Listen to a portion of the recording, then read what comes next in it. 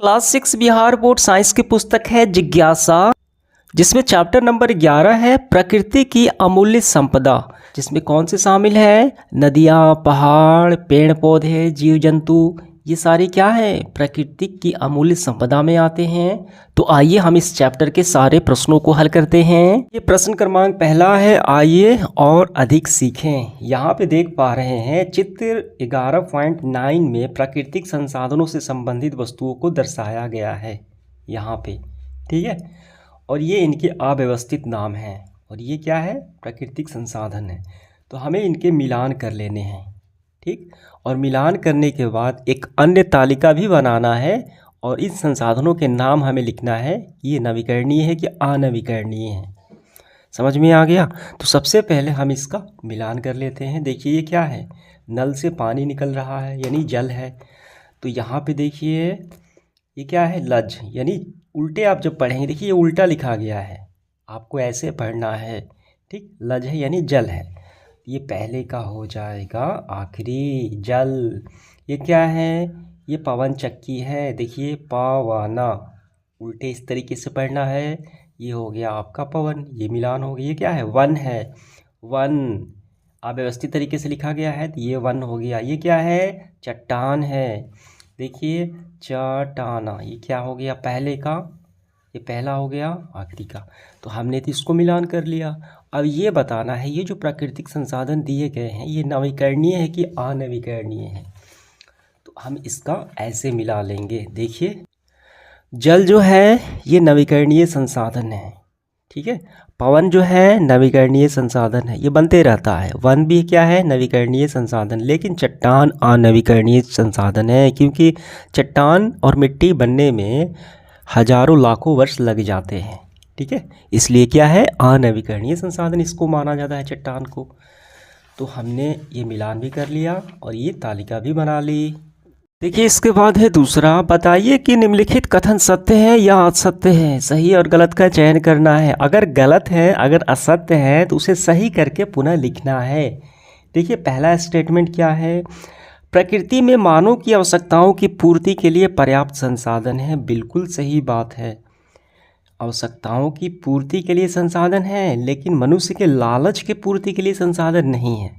ये जो स्टेटमेंट है बिल्कुल सही है। खा पाठ देखिए, मशीन प्रकृति में पाया जाने वाला एक संसाधन है। क्या कोई भी मशीन है, कल कारखाने, कोई भी पार्ट्स ये प्रकृति में मिलते हैं? बिल्कुल गलत बात है, ये क्या है? असत्य है, ठीक। मशीन प्राकृतिक संसाधन ना होके मानवकृत संसाधन है। तो ये स्टेटमेंट हमें सुधार करना है। तो आपको लिखना है मशीन एक मानव निर्मित संसाधन है, यह प्राकृतिक संसाधन नहीं है। हमने इसको सुधार कर लिया। अगला है देखिए सी पार्ट, प्राकृतिक गैस जो एलपीजी गैस होते हैं, सीएनजी गैस होते हैं, एक अनवीकरणीय संसाधन है। बिल्कुल सही है। क्यों? क्योंकि इनको बनने में लाखों वर्ष लग जाते हैं। जो गैस होते हैं प्राकृतिक गैस, पेट्रोलियम वाले, ठीक है। सीएनजी हो गया चाहे एलपीजी हो गया, ये भी क्या है? ये भी सत्य है। इसलिए ये अनवीकरणीय संसाधन, नवीकरणीय नहीं है। वायु एक नवीकरणीय संसाधन है, बिल्कुल सही बात है। वायु क्या है? एक नवीकरणीय संसाधन है, बनते रहता है, वायु ख़त्म नहीं होता। ये हमारा पूरा हुआ। बढ़ते हुए तीसरा सवाल है, सबसे उपयुक्त विकल्प का उपयोग करके रिक्त स्थान को भरें। यहाँ पे ईंधन जो सामान्यतः स्कूटर या बाइक जैसे दोपहिया वाहनों में उपयोग किया जाता है, हम सभी जानते हैं वो पेट्रोल है। यहाँ हम लोग भर लेंगे पेट्रोल। इसके बाद देखिए यहाँ पे दो पहिए की बात हो रही है। इसके बाद देखिए 3.2 नवीकरणीय संसाधन का एक उदाहरण है, एग्जाम्पल है, जो हमेशा बनते रहता है। कोयला तो नहीं है, ठीक है। यहाँ पे जल क्या है? नवीकरणीय संसाधन का एग्जाम्पल है, हमें भरना है जल। इसके बाद देखिए चौथा, निम्नलिखित को नवीकरणीय और अनवीकरणीय संसाधनों के रूप में वर्गीकृत हमें करना है। इसको बांटना है, कोयला, प्राकृतिक गैस, वन और खनिज। तो ऐसे हम बांटेंगे, नवीकरणीय संसाधन में जो बन जाता है, ठीक है, ये वन है, वन को हम उगा सकते हैं। लेकिन अनवीकरणीय संसाधन कोयला, प्राकृतिक गैस, खनिज, खनिज मतलब सोना चांदी, वो सारे आ जाएंगे इसमें, ठीक। अवरक इसको बनने में लाखों वर्ष लग जाते हैं, इतनी आसानी से नहीं बनता। वन देखिए थोड़ा सा मुश्किल है, लेकिन ये उग सकते हैं, लेकिन ये तो अनवीकरणीय है, बिल्कुल ये नवीकरणीय है। तो हमने बांट लिया। इसके बाद है पांचवा, हम ये क्यों कहते हैं कि पेट्रोलियम एक अनवीकरणीय संसाधन है। पेट्रोलियम देखिए एक बार ख़त्म हो जाए, इसको बनने में लाखों वर्ष लग जाते हैं, इसलिए हम इसको बोलते हैं अनवीकरणीय संसाधन। इसका उत्तर हम लिखेंगे पेट्रोल एक अनवीकरणीय संसाधन है, क्योंकि इसका निर्माण प्राकृतिक पेड़ और जानवरों के अवशेषों से हुआ है, जिसे बनने में लाखों वर्ष लग जाते हैं पेट्रोल का। ठीक, मानव तीव्र गति से इसका उपयोग कर रहा है और इसकी मात्रा सीमित है, लिमिट है, इसलिए हम इसको अनवीकरणीय संसाधन बोलते हैं। अगला है 6, वनों को पुनः उगाना कठिन है, इस कथन की पुष्टि कीजिए। तो इसका उत्तर हमारा होगा इस तरीके से, देखिए ये वाला लिखना है। वन बड़े क्षेत्र हैं जहाँ विभिन्न प्रकार के पेड़ पौधे जानवर सूक्ष्म जीव निवास करते हैं, जो एक दूसरे से निर्भर होते हैं, डिपेंड होते हैं। ठीक है, वन उगने में वर्षों या सदियों का समय लग जाता है, बिल्कुल सही बात है, ज़्यादा समय लग जाता है। इसके अलावा मिट्टी की गुणवत्ता होनी चाहिए, पानी की उपलब्धता होनी चाहिए, जलवायु तापमान आदि भी प्रभावित करते हैं। अगर ये नहीं मिले, समय में मिले, तो कहाँ से वन उगेंगे, मरुस्थल पे तो वन नहीं उग सकते हैं। ठीक है, अतः वन को उगाना कठिन है। ये हालांकि ये नवीकरणीय है, लेकिन उसको उगाना भी कठिन काम है। इसका आंसर हम यही कर लेंगे।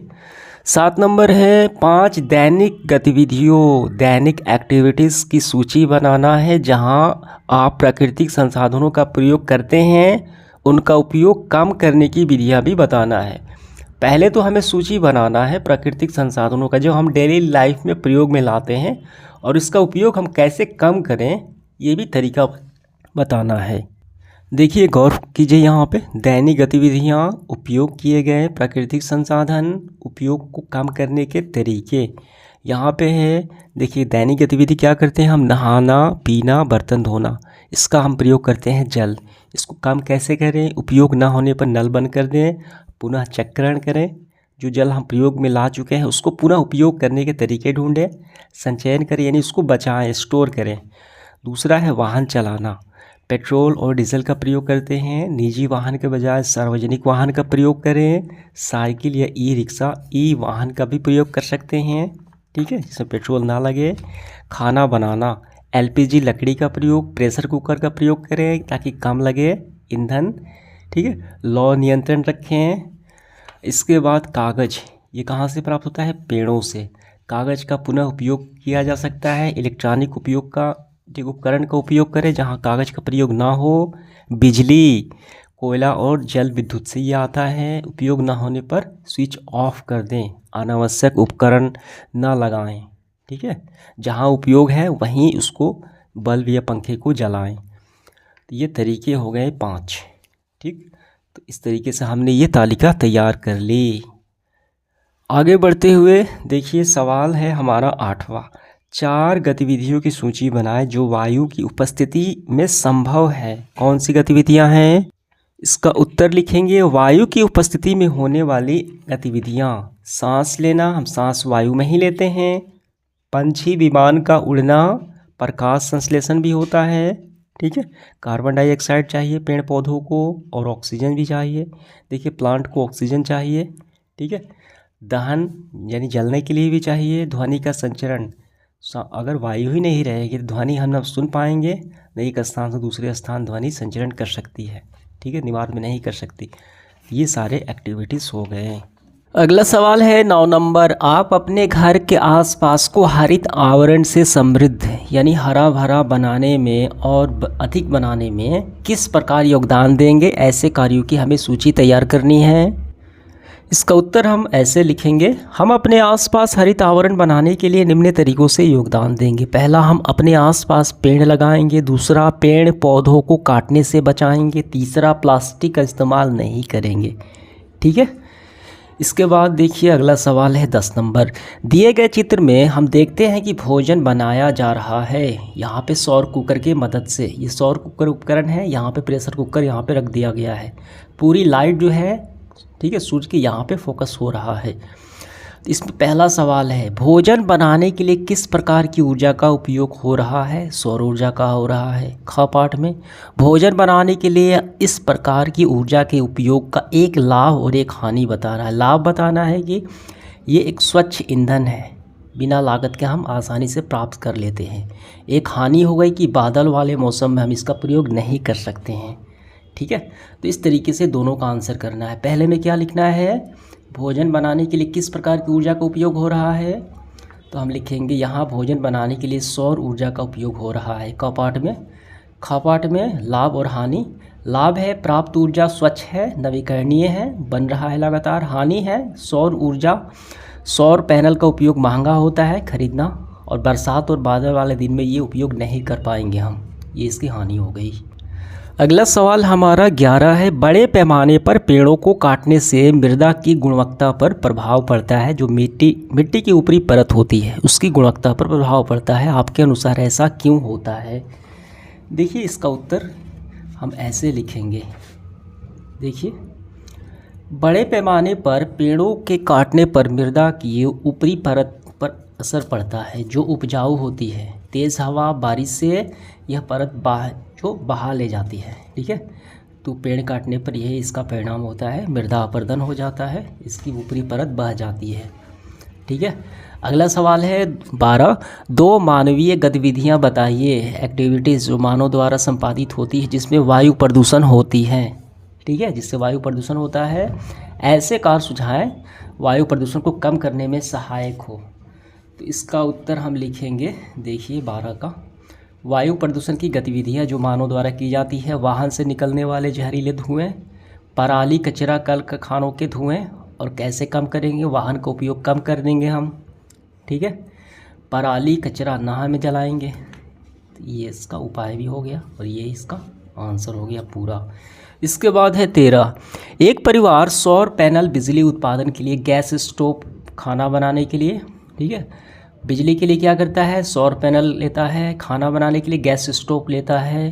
ठीक है, और कुएं से पानी निकालने के लिए पवन चक्की का प्रयोग करता है। क्या होगा, एक सप्ताह तक सूर्य का प्रकाश ना हो।